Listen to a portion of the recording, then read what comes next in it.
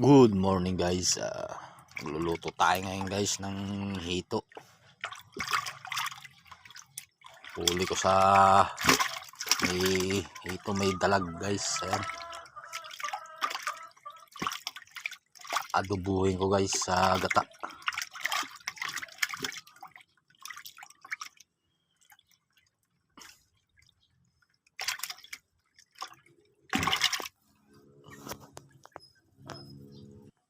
Ayan guys, yung nahuli natin na hito. May kasamang dalag. 1 kilo rin guys. Libre ulam na to. Bakit tinitik mo pa? Andito na nga. Bibitot! Pinit ko na nga.